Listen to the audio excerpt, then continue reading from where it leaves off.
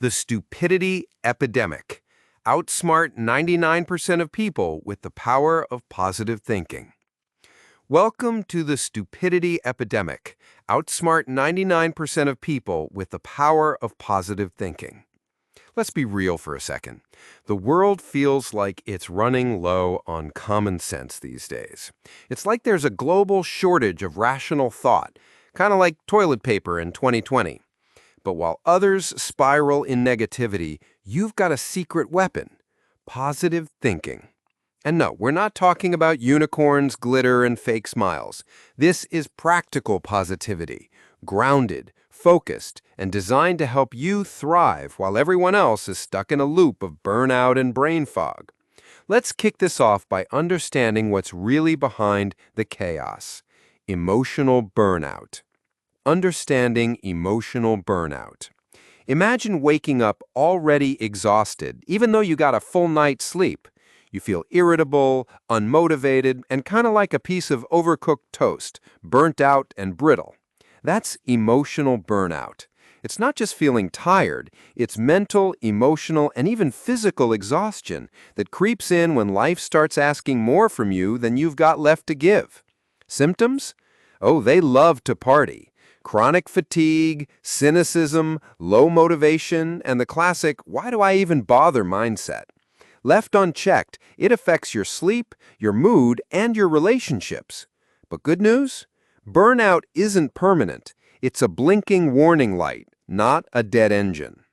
Recognizing your burnout triggers. Burnout doesn't sneak up for no reason. It's the result of daily micro-stressors stacking like unpaid parking tickets. That never-ending to-do list, people-pleasing, doom-scrolling, or even just pretending to be fine all the time. Start tracking your day like a detective. What moments drain you? What people or places instantly cause a drop in your energy? Keep a burnout log. Yes, it sounds nerdy, but it works. When you know what drains you, you're one step closer to fixing it. Prioritizing self-care and recovery. Now comes the fun part: recharging. And no, self-care isn't just bubble baths and candles, though we're not knocking those. We're talking real, deep recovery. Mindful breathing. Meditation that doesn't require you to sit like a monk on a mountaintop. You can do yoga in sweatpants. Movement that gets you out of your head and back into your body. Even just walking outside, touching grass, literally, can be game-changing. Sleep isn't a luxury, it's your brain's janitor. Turn off the phone an hour before bed, get that 7 to 9 hours, and watch your stress drop like a rock. Building a supportive network. You don't need a massive circle, you need the right people. Those who make you feel lighter after talking to them, if you need a nap. Reach out, call a friend who listens, join online spaces where people get it. And if things feel way too heavy to carry alone, seek professional help. Therapy isn't weakness, it's wisdom. You're not meant to figure everything out solo. Even superheroes have sidekicks. Reclaiming your passion and purpose. Burnout doesn't just drain your energy, it steals your spark. Remember what lights you up? The stuff you used to enjoy before life became one long series of emails and errands? Start small. What do you value? What excites you, even a little? Build on that.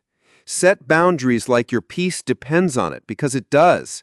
Say no to what drains you, yes to what fuels you. That's not selfish, that's smart.